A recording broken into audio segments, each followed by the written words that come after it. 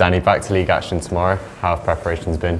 Yeah, really good this week. It's nice to have a full week's training going into a game, and I know we had the friendly game on Tuesday, which was of massive benefit to both clubs, and again, massive thanks to Searle for having us. But no, focus has been on Dagenham this week, and yeah, training's been good. The boys were lively out there today, and it's one of those old adages, isn't it? If they do what they've been doing during the week, we should be good tomorrow. And you mentioned the game on Tuesday as well. How important was that to get players minutes and make sure we're ready for Saturday as well? It's brilliant.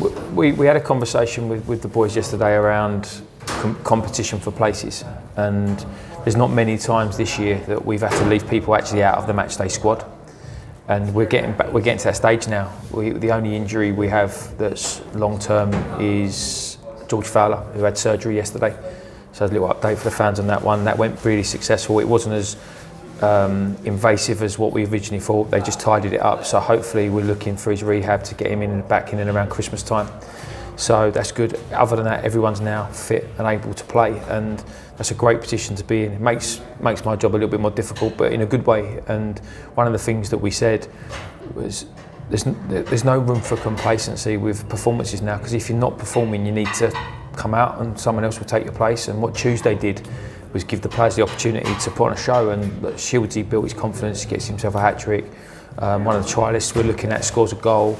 The academy boys, some of them performed really well. Alfie got another shift in and performed well. Rowie got 60 minutes, which was fantastic for us, and I thought he was excellent. So no, it was Tuesday's massive, and we'll be doing more of those. We've got so many teams that we can play.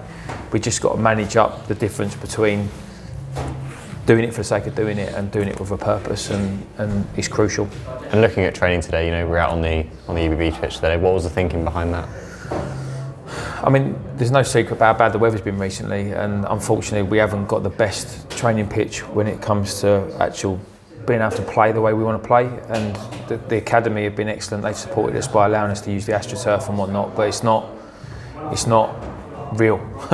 It's not. If we were playing Harrogate or Bromley or Sutton, then yeah, fine. But we're not. We're playing Dagenham, and it's a grass pitch, and we've got a great pitch, and it's well looked after. And there's no reason why the day before a game we can't use it, and it enables us to do things with a little bit more tempo and realism to how we want to do it on a Saturday.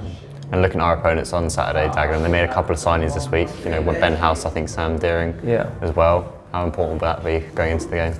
It's tough because, I mean, Ben. To be fair, was on our radar. I see Scott Marshall from Reading yesterday actually, and he's got good stock, Ben.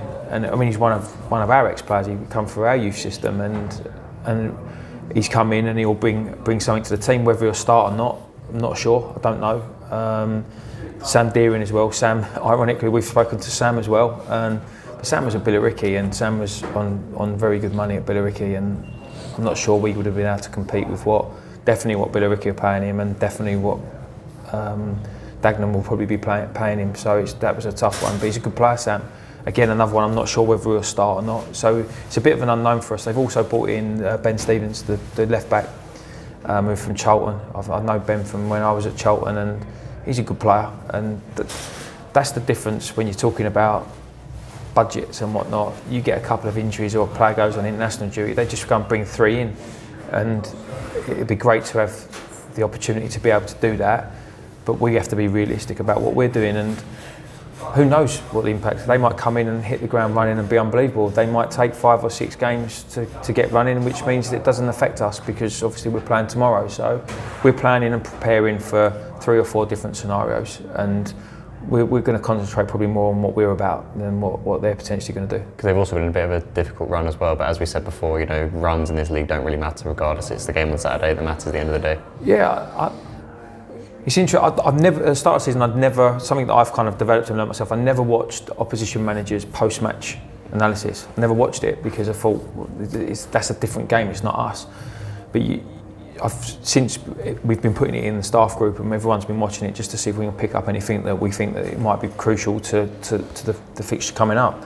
And one of the things that every single manager says is that everybody in this league can beat everybody. And that makes it really tough to plan, because you're not planning to. It's not like, with all due respect to the teams, it's not like a West Brom going to a Stoke who are right at the bottom of the league, out of form, not performing, and West Brom are buzzing, because 9 times out of 10 that team will probably beat that team. In this league, it just doesn't work like that. And you look at some of the fixtures that we beat Maidenhead. Maidenhead beat Solihull. They beat Yeovil.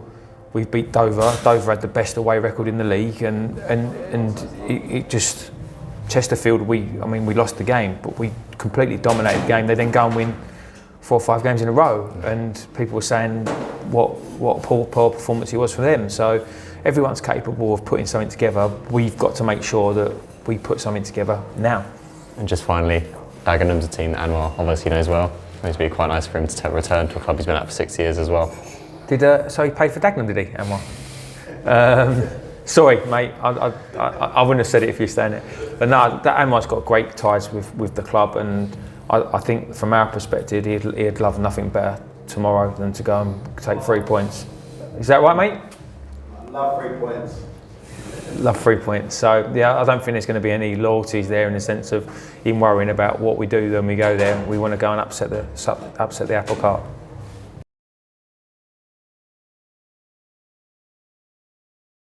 Click here to watch the next video. Click here to subscribe.